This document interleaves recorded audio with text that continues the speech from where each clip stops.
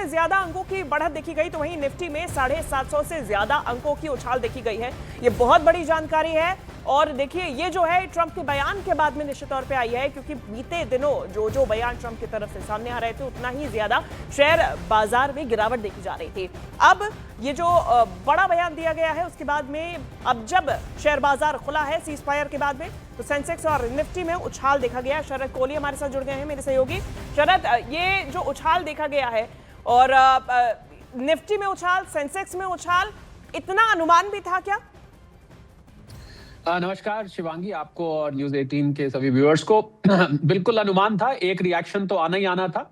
पर अभी मार्केट हम जानते हैं कि 3:30 बजे तक ट्रेड होता है, तो थोड़ा सा यहाँ से कूल डाउन होगा, क्योंकि मार्केट थोड़ा जल्दी रिएक्ट करता है, बहुत जल्दी डिस्काउंट कर देता है किसी भी खबर को। और ट्रम्प साहब के बयानों पे मार्केट पिछले कई हफ्तों से जैसे सपेरा बीन बजाता है और नाग नाचता है ना, सिर हिलाता है, ऐसे ही ट्रम्प साहब के बयानों पर मार्केट जो है लिटरली नाच रही थी। तो मुझे लग रहा है थोड़ा इंतजार करना चाहिए और निवेशकों को भाव में नहीं आना चाहिए, कोई भी नीजर्क रिएक्शन नहीं करना चाहिए कि एकदम से आपने खरीद लिया। कि इसको हम गैप अप बोलते हैं शिवांगी। गैप अप का मतलब होता है जब रात को कोई खबर आई हो, मार्केट एकदम से ऊपर खुलता है, तो वो फिर धीरे धीरे दिन में रियलिटी में सिंक करता है। और अभी सीज फायर हुआ है, एक तो पहली बात तो 2 हफ्ते का हुआ है, ये ध्यान रखना चाहिए। दूसरी बात, स्ट्रेट ऑफ हॉर्मुज खुलेगा, क्रूड ऑयल की कीमतें $110 जो कल पहुंच गई थी वो गिर के अब $95-96, $94-95 के आसपास आई है। इस बात को लेके मार्केट एक्साइटेड है, पर मुझे लग रहा है थोड़ा इंतजार करना चाहिए।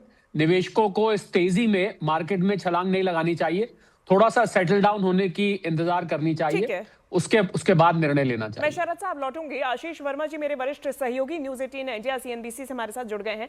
और आशीष जी, मैं आपसे ही जानना चाहूंगी, क्योंकि ये जो है अनुमान तो था ही, लेकिन जैसा शरद जी भी बता रहे हैं आज 3:30 बजे तक का समय है और आने वाले 2 हफ्ते भी हैं, लेकिन जो पिछले 40 दिनों में मार्केट में उतार चढ़ाव देखा गया था, क्या आने वाले 2 हफ्ते भी अब ऐसे ही हो सकते हैं? आज तो क्योंकि बंपर ओपनिंग हुई है।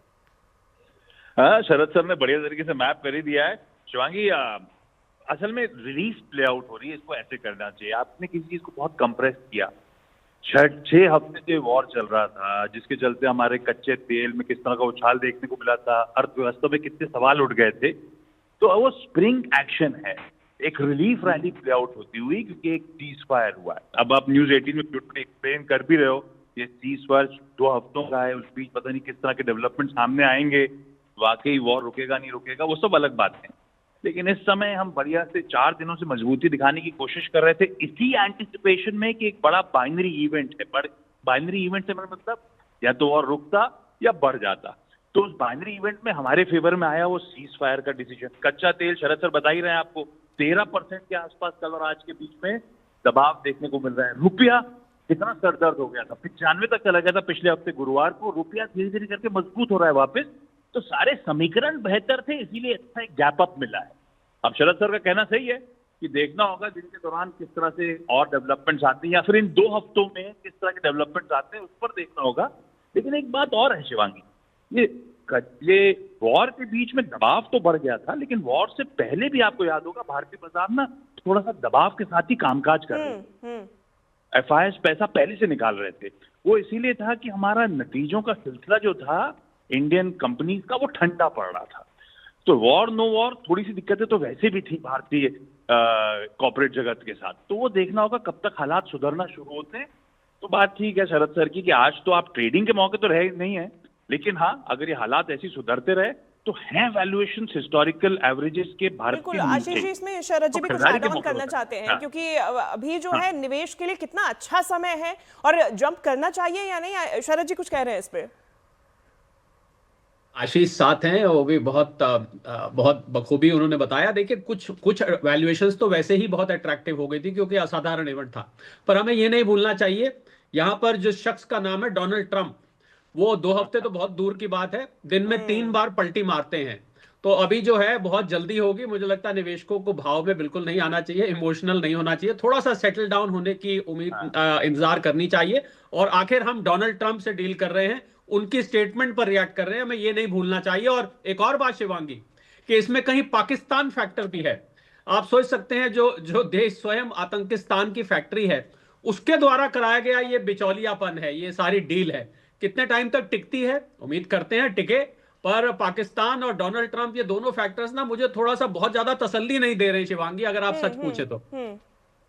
आशीष जी, ये जो फैक्टर्स हैं, ये अगर शेयर बाजार की बात करें, कितना ज्यादा महत्वपूर्ण रोल आज के दिन में और अगले 2 हफ्ते में प्ले कर सकते हैं?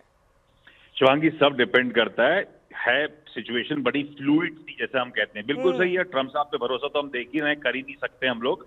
पर अभी जो हुआ है उस पर इमीडिएट नीजर्क रिएक्शन है। अब ये सीज फायर क्या वाकई पीस टाइम की तरफ ले जाएगा हमको, या सीज फायर के थ्रू दोनों पक्षों ने सिर्फ टाइम बाय आउट किया है, ये नहीं पता। तो अनसर्टनिटी, वो अनिश्चितता का वातावरण तो बना हुआ है, इसमें कोई शक नहीं। और सबसे इंपॉर्टेंट हो जाता है, शरद सर भी एग्री करेंगे, कच्चा तेल। एक तो स्ट्रेट ऑफ हॉर्मुज खोलने की बात करी, उससे कच्चे तेल में दबाव आता हुआ नजर आया। पर कच्चा तेल ध्यान रखिएगा $70 से उछल कर 120 तक गया था, अभी 95 पे ही आया है। तो अभी भी वॉर का प्रीमियम कच्चे तेल में बना हुआ है। कच्चे तेल पर नजर रखिएगा, स्ट्रेट ऑफ हॉर्मुज किस हद तक खुल रहा है, ईरान की निगरानी में स्ट्रेट ऑफ हॉर्मुज खुल रहा है। इसका मतलब क्या, आवाजाही कितनी ईजी हो जाएगी, क्या क्रूड के प्राइसेस और गिरेंगे नहीं गिरेंगे, उस सब पे नजर रखनी पड़ेगी। तो हाँ, सिचुएशन बहुत फ्लूइड है, अनसर्टेन है, इसमें कोई शक नहीं है। कूदने की जल्दबाजी ना करें, ये बात सही हो सकती है। लेकिन क्या है, आप कभी बाजार के बॉटम को, बाजार के टॉप को भाप नहीं सकते, पकड़ नहीं सकते। या तो भगवान जानते हैं या झूठा जानता है। तो फिर आप क्या करोगे, आपको जो चीजें पसंद थी, पहले कोई स्टॉक अच्छा लगता था फला वैल्यू पे, आज उसकी वैल्यू गिरी हुई है और उसको इन सब से अछूता है काफी हद तक, सिर्फ सेंटिमेंट के कारण गिर गया है। तो शायद हल्की हल्की खरीदारी, जिसे हम कहते हैं ना, एक मुश्त ना करके स्टैगर्ड वे में अप्रोच करना मार्केट्स को, वो लॉजिक बैठता है। पर ये सही है, ये अनिश्चितता है, अनसर्टेनिटी है, उससे जूझना पड़ेगा। भाव अच्छे तभी मिलते हैं जब सेंटिमेंट बिगड़े होते हैं, ये भी ध्यान रखता है। निश्चित तौर पे। आशीष वर्मा जी, बहुत शुक्रिया हमारे साथ जुड़ने के लिए, ये जानकारी हम तक पहुंचाने के लिए। सीनियर एडिटर CNBC आवाज हमारे साथ जुड़े हुए थे। और देखिए, सेंसेक्स में जो उछाल देखा गया है, बहुत बड़ा देखा गया है। इस बीच बड़ी जानकारी सामने आ रही है, जहां ईरान US सीज फायर से रुपया भी मजबूत हुआ। सीज फायर के बाद में रुपया 92.64 प्रति डॉलर हो गया। मंगलवार को डॉलर के मुकाबले 93 था रुपया। तो ये एक्सट्रीम हाई इसके पहले भी देखा गया था, लेकिन जंग के चलते अब जो है सीज फायर के बाद में बहुत बड़ा ये भी उछाल देखा गया और रुपया मजबूत हुआ है। 92.64 प्रति डॉलर हो गया। मंगलवार को डॉलर के मुकाबले 93 रुपए था। मार्केट एक्सपर्ट शरद कोहली जी हमारे साथ लगातार बने हुए हैं। शरद जी, अब ये जो उछाल देखा जा रहा है, भारत के लिए तो अच्छी बात है ही। मार्केट में अगर आपको इन्वेस्ट करना है, थोड़ा वेट करने की जरूरत है, ये आपने ठीक बात कही। लेकिन आपसे समझना चाहूंगी, बीते 40 दिन जो हम देख रहे थे, एक बहुत बड़ी अनसर्टेनिटी थी मार्केट में भी, इन्वेस्टर्स के लिए भी। लेकिन अब ये जो 2 हफ्ते है, क्या ये राहत का समय नहीं? थोड़ा बहुत राहत का समय है शिवांगी, इसमें कोई दो राय नहीं। ये मार्केट उसको रिएक्ट भी कर रहा है, मार्केट उसको रिस्पेक्ट भी कर रहा है। रुपए पे जो आपने अभी आंकड़े दिए, उस पर मैं एक छोटा सा कमेंट करना चाहूंगा। रुपया आपने देखा जब 95 तक गया था, तो RBI ने कुछ टेक्निकल कदम है, मुझे नहीं पता कितने दर्शक समझ पाएंगे, इसको NOP INR कहते हैं, नेट ओपन पोजीशन, बैंकों को स्क्वायर अप करने कही थी। उसकी वजह से रुपया गिर के 95 से 93 पर आया था।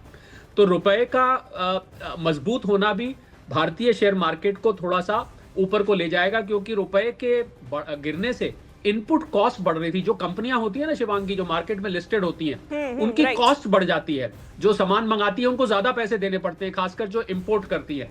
तो रुपए का मजबूत होना हमारे लिए एक अच्छी खबर होगी। और मुझे लग रहा है अब यहाँ से अभी थोड़ा सा इंतजार इसमें करना चाहिए। और एक और बात अभी जो आशीष बता रहे थे, उसमें मैं एक लाइन जोड़ना चाहूंगा कि क्रूड ऑयल की उन्होंने बहुत अच्छी बात कही कि $70 था पहले, युद्ध खत्म होने से पहले, युद्ध शुरू होने से पहले, और अब वो 95 आया है। तो अभी भी $25 आपको क्रूड ऑयल महंगा दिख रहा है। पर कुछ एसेट शिवांगी बहुत परमानेंटली डैमेज हो चुके हैं, जिनको 3 से 5 साल लगेंगे। कतर में जो गैस प्लांट है, क्या क्रूड ऑयल वहां आ पाएगा? राइट। बहुत शुक्रिया आपका शरद कोहली जी हमारे साथ जुड़ने के लिए। ये जानकारी हमारे